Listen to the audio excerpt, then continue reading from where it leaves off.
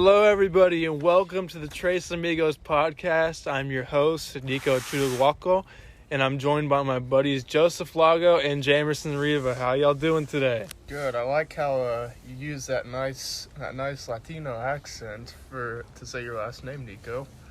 Yeah, thanks for having me, man. Happy to be here. We're excited to dive into some cereal with you guys. This was a pretty interesting podcast, I would say. I really enjoyed listening to it, and there was a lot in here to unpack. So, you guys ready to dive into it? I am ready to dive into it for, what is this, the fifth time? Yeah, we've had a lot of rough times with this, but I think this time we finally got it figured out. Yeah, we see the audio going, we see the audio rolling. It looks good. It looks like we're already in set.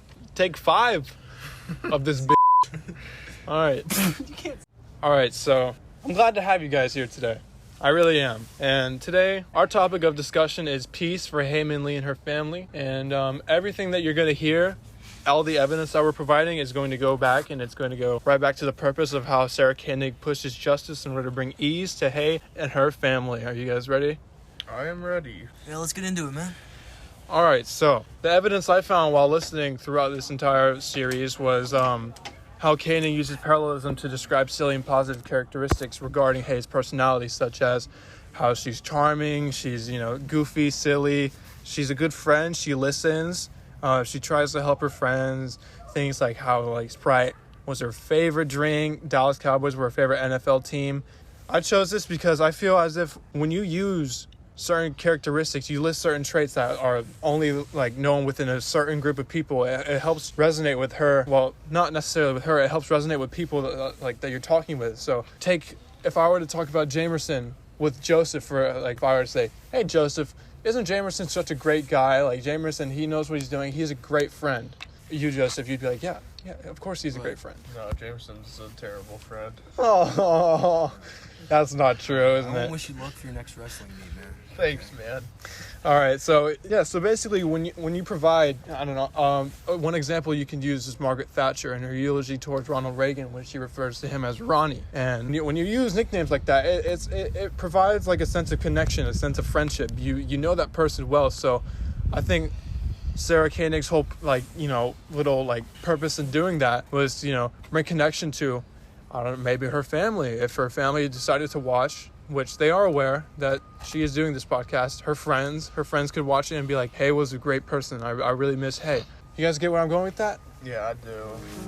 She's just trying to put everyone at ease, even though there's some speculation about who the true killer was. But I do think that she does a good job of trying to comfort the family and help them to, be put at ease, even though this was a really tough case for them to hear, because her daughter was murdered. Right, yeah. And it really just helps make it more personable. It helps bring it a little closer touch to them, because you did describe very specific things about Hae. Right, personable. I don't know if that's a word, Jamerson, but I like where you're going with it. it. Personable is a word. Personable's a word? I'm going to look it up in the dictionary. Look at me with my vocabulary. Look at me, look at Jamerson with his vocabulary. Listen to him. All right, guys. Smart Alec. But Nico, going back to what you said, even though Koenig does a great job of just trying to put everyone at ease with this case, I just don't think that there was peace found for Hae Min, because there was a lot of speculation about this case, about who did it, and even till today, Adnan still confesses that he's innocent. He has not changed his story. He has not changed the fact that he believes that he's innocent, which makes me feel that no peace was found for Hae. This is mainly because of how Koenig shows that there was a lack of evidence within the trial and within the whole case that Adnan was guilty of doing this. For example, if we look at the state's main focus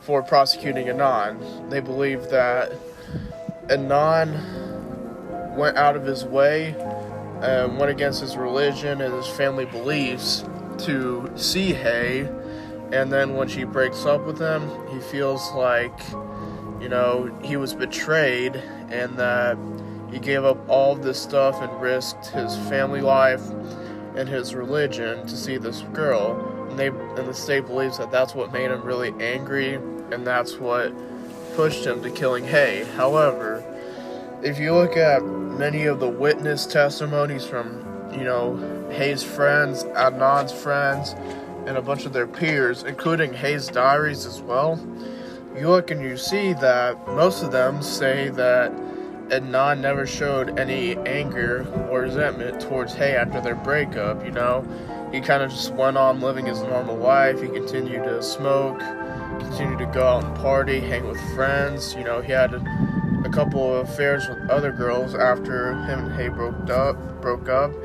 And even Hay's new boyfriend, Don, even said that when Hay got into a car accident, she called both Adnan and Don to come help her out. And when the two met, Don said that he was a very cordial guy. He was nice. He was respectable.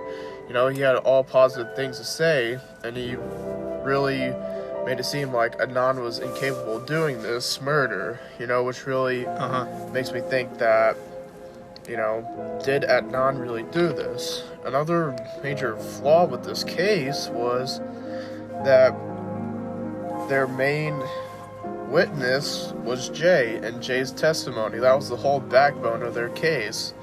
And if you look at Jay's testimony, a couple of stories do line up and a couple of stories do corroborate, but a majority of Jay's testimony is very flawed. And the fact that this testimony was their one main focus and their one main piece of evidence against Adnan is just crazy, because if you look at many of Jay's testimonies, his stories kept changing, such as originally he said that Adnan showed him the body at this little strip mall, and then he says that Adnan then showed it to him at Best Buy.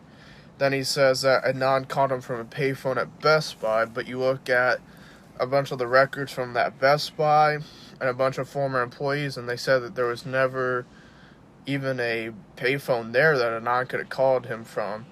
Then you look at just a bunch of other misleading details from Jay's story, and it just makes you really think about how credible Jay is as a witness. So much speculation involved within this case. Right. And I just don't feel that, whether Adnan did it or not, we will probably never know. But either way, I just don't feel like true peace was found. And I don't feel like the real killer was truly convicted. All right, yeah, so this topic was a little bit tricky because people can take it in a ton of different perspectives. Like, for me, it was that her parents did find peace because Koenig was able to, say that Hay's part of the case was closed. They found her body. They found everything. It could have been worse. Her body couldn't have been found. She could still be missing to this day. But the fact that she mentions and, makes it clear to the public eye that, Hay is found, Hay is okay. And how she uses, her parallelism to describe those traits. I feel like that could bring a sense of peace, but it's mixed. It's honestly a mixed subject because obviously you have your perspective, how obviously the flaws of this case, the flaws of the justice system, everything that's still unclear and unpolished about this case. That's what brings the uncertainty and case wasn't closed. How her parents get to live in peace. Yeah, it's very interesting to me how many. What's the way I can put it? It's very interesting to me how many ways this topic can go. Yeah. So, Jamerson, I want to hear from you because you haven't really had a part in this podcast yet, but we're happy to have you, man. You look very good today. So, I really feel like Koenig throughout her podcast did a really great job of sort of playing with both sides. She would give evidence for Adnan and evidence against Adnan. She didn't really make a whole thing of really fighting, to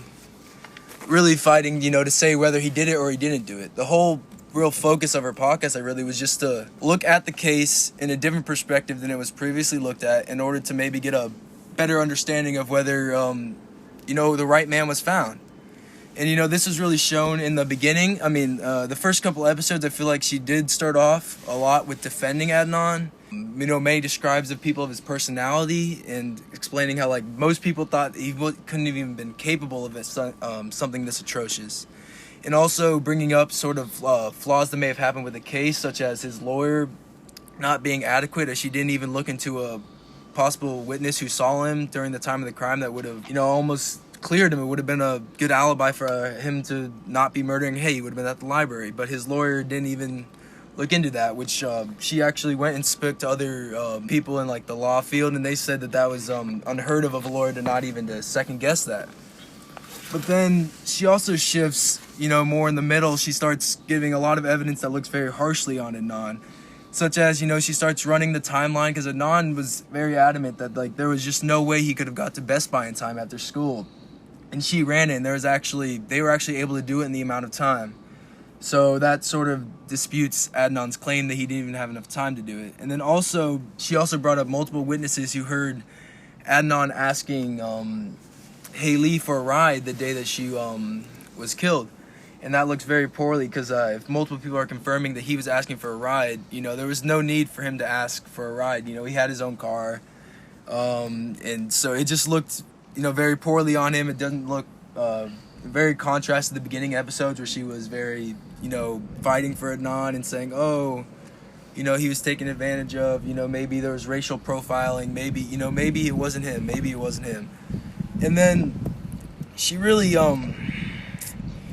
brings this all together at the very end with, an almost unsatisfactory ending, ending the episodes going like, I don't really know what to think. She doesn't really give an opinion on whether Adnan did it or Adnan didn't do it, which was, obviously everyone wants to know whether you think someone did it or didn't do it. That's like the juice of the case. That's what makes it fun. But she didn't. She just chose on just sticking to what she knows, what we learned from her podcast, more evidence given out, and was basically telling us to decide on our own, which I really think is just shows how she was just fighting for justice the whole time. She's not fighting for Adnan or against Adnan. She was just really fighting for the truth on who really killed Adnan, and I feel like, not really killed Adnan, killed Haley. I feel like that just really helped to show the justice that she was really fighting for her family and all of them who've lost, their loved ones so early. Right. So to go off of that, how she left us on a cliffhanger. Obviously, on the topic of Haley, I'm not at peace from that cliffhanger at all. Would you say that, leave it, the way that she left it off, do you think you're at peace with this case? You want to know, right? I would have not been happy.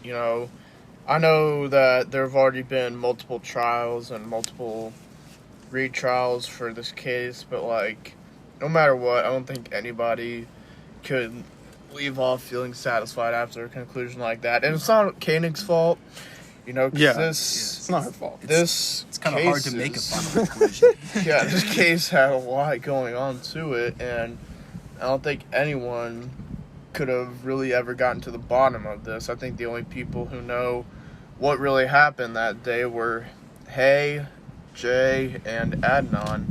Mm-hmm. So that's just something that we can't change. Right. And, I acknowledge that I said that. I feel like that they do find peace within this case, but my opinion is on this whole subject is kind of just in the middle, because obviously Sarah Koenig mentioned that her parents did not want to be involved. They declined an interview.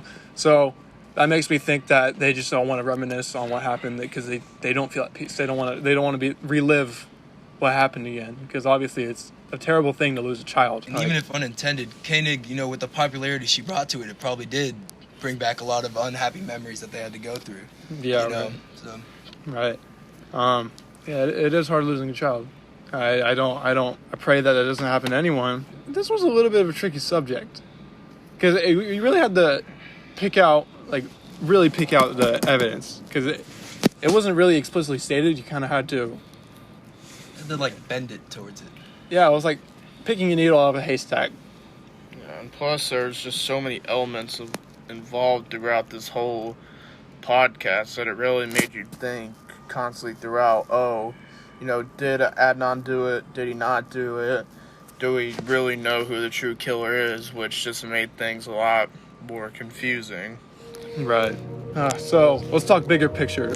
I'm pretty sure I know how you guys feel, but do you guys feel peace was brought upon Hayes' family at all? I think maybe some Yeah, it's mixed. But I just don't think that full peace was ever truly found even after this podcast, because it just created more speculation. Because, you know, you hear the case, they run through the case, you know, it's all facts given by the prosecution, by the defense. But when, you know, Kana creates this podcast and she dives deep into the details of each fact, each lead, you know, it really makes the whole case even more confusing, which probably made it a lot more difficult to feel at peace with the final results of the case.